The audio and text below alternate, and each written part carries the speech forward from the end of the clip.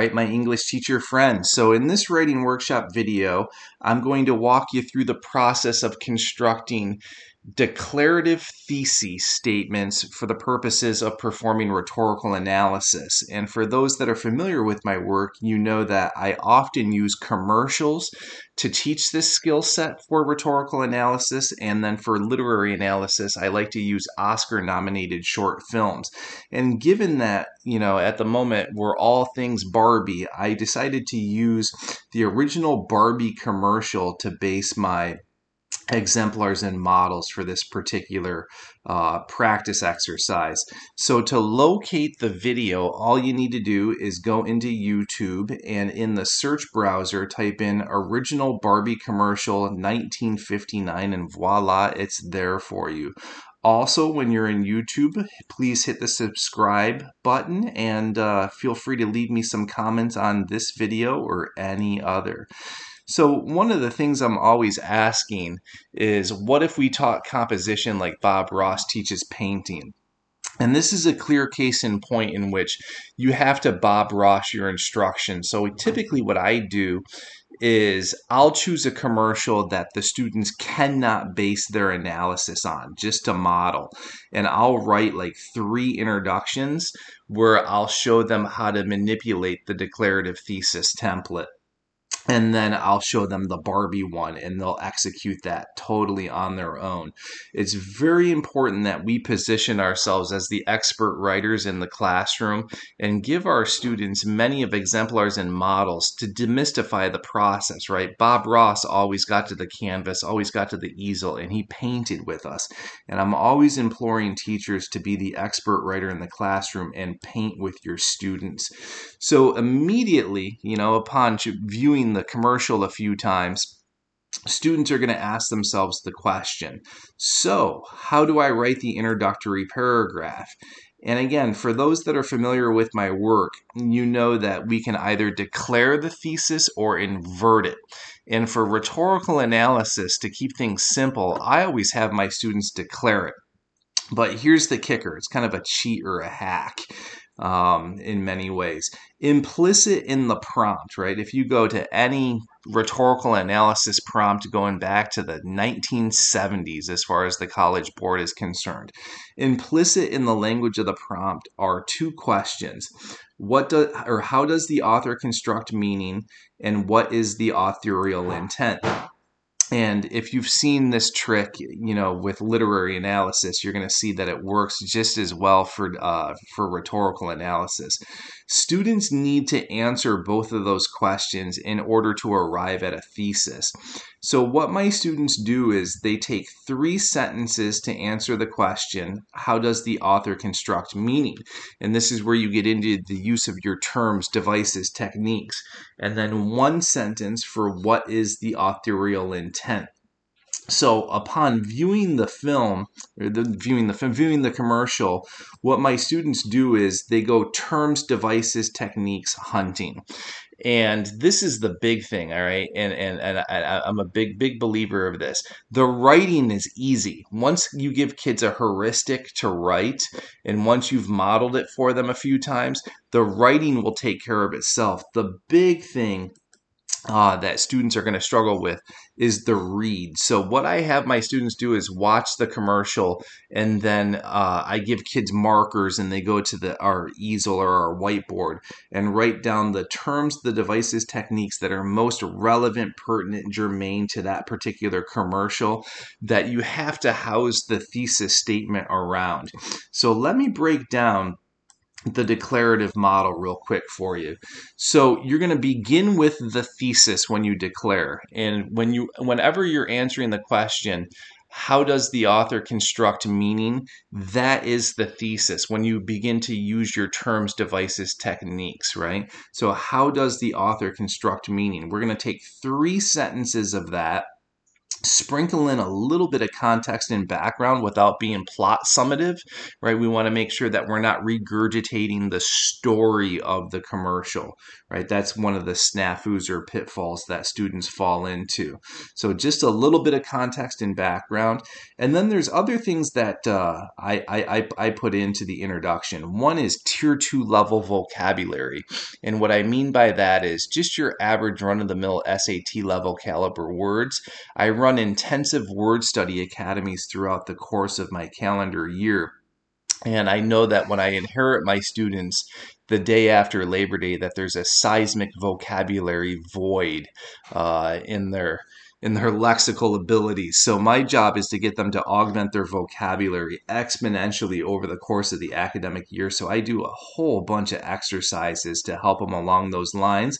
I think rhetorical analysis is the geekiest, it's the nerdiest expository mode. So you kind of got to cop an academic quality to yourself that a lot of students, typically don't have. And I don't want it to be contrived. I don't want it to be forced, but they do have to stretch their vocab a little bit. And then sentence constructs. I use a manual called Strunk and White's Write It Right, and in it they have something called rule number 18, which espouses the idea that there's 12 different ways to cobble together a single sentence. So in order to achieve voice, rhythm, and flow, you're going to see my students manipulating their syntactical arrangements to get some pizzazz, to get some spunk, to break up that dot, dot, dot, dot rhythm that struggling and emerging writers often have. And then the big thing is it's only going to be 4 sentences. So let's recap this real quick, and then I'll show you some exemplars and models that I wrote. It's 3 plus 1. 3, how does the author construct meaning? 1 sentence, authorial intent, right? 3 plus 1. So look at how that looks on paper. And again, this is why you have to Bob Ross your instruction, because if you just talk about that into the ether, it's not going to make sense to your kids. So you got to show them how to do it. So here's an example that I wrote. Juxtaposing the idealistic notions of make-believe beauty to that of what young girls should aspire to and approximate, Mattel sets the standard for feminine prestige and glamour. Casting a series of dolls within the backdrop of a rhyming jingle, the manufacturer reinforces these picture-perfect depictions of the beauty myth.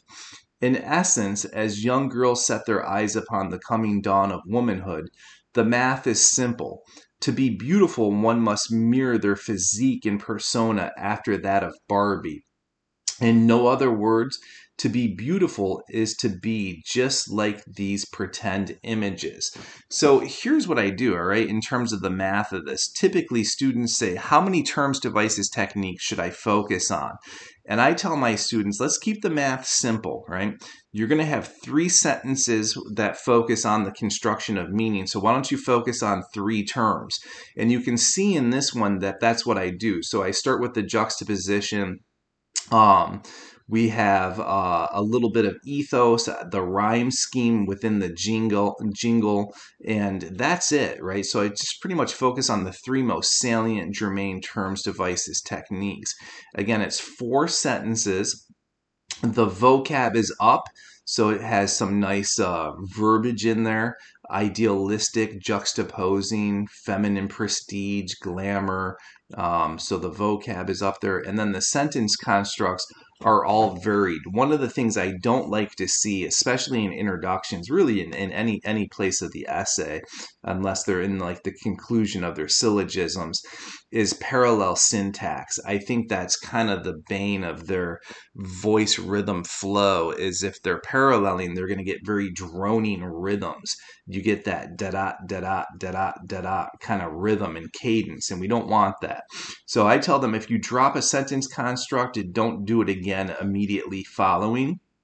Otherwise, you will achieve that rhythm that you're trying to avoid. So each sentence construct is different in the introduction. So again, it's 3 plus 1, 3 authorial intent, 3 construction of meaning, 1 authorial intent.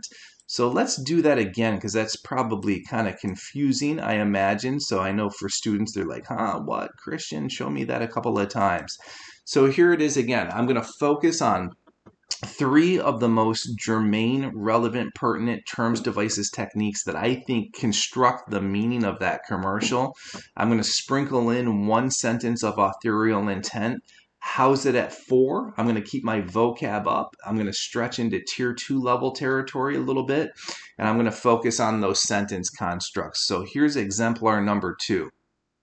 Set to the backdrop of sing-song rhyming jingle, Mattel makes the not-so-subtle assertion that young girls, if they are to aspire to idealistic depictions of beauty, are to shape themselves after these seemingly innocuous dolls. Rooting this juxtaposition firmly into the soils of the beauty myth, the thinking is simple. Plant notions of beauty into this fixed typecast. As goes the doll, so goes the girl in her pursuit of feminine perfection. Mattel, in no other words, is propagating a beauty myth that has set the standard for idealistic femininity for decades. So again, just 4 sentences is all you need. You can see in the beginning here, I think one of the most important things in this commercial is the rhyme scheme within the jingle. So I started with that. I also think the juxtaposition is really crucial. And then the overall logos is important as well. And students often ask, do I need to explicitly state the term? And I'm like, no, you don't. And I actually think it's better than students wielding ethos, pathos, logos to imply it and keep it as conversational as possible. So I implied the third rhetorical term in this one. All right, I always model things 3 times for my students. It's my AP students. For my on levels, I often do it 4 times. So here is the third exemplar, and then I would cut them free to do it on their own. Here it goes.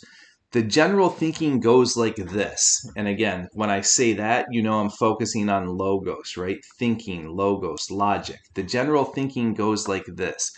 To be considered beautiful, young girls must approximate the feminist ideal set forth by these dolls, right? So I begin with logos. Even though the female form physiologically takes a hard deviation from these depictions, the idea is reinforced primarily through the rhyme scheme of the jingle, so that's my second term, that beauty falls into these strict standards. Girls, if they have aspirations to ever be considered beautiful by their counterparts, must fix their appearance and affect accordingly. Anything less just won't do, right? So the ethos of the piece. So it's always 3 plus 1. Focus on three construction of meaning, 1 authorial intent, 4 sentences. Keep the tier 2 up. Focus on those sentence constructs, and voila, you have a pretty solid introduction coming out of the gate. So as you can see in this third example here, my vocab's nice. Don't want to overdo it. You got to stay in your wheelhouse, stay in your lane, but words like hard deviation, depiction, reinforce, primarily, right, are all nice words to cop it this certain academic tone and flavor that you want. So that is how I instruct my students to do introductory paragraphs for the purposes of performing rhetorical analysis. If you want to reach out, have any questions, comments, concerns, drop me an email at teachingwritingcoach@gmail.com. The slides are available in the description link. And also note that I'm a lead teacher for the National Writing Project. We offer professional development opportunities throughout the calendar year. Some are free, some are for a nominal fee. So if you want more information about NWP's comings and goings, visit my website at www.teachinghowtowrite.com. Happy teaching, happy writing. Hope this serves you well, and hope that your students really dig it and eat it up, and that they grow and mature exponentially as writers. Take care.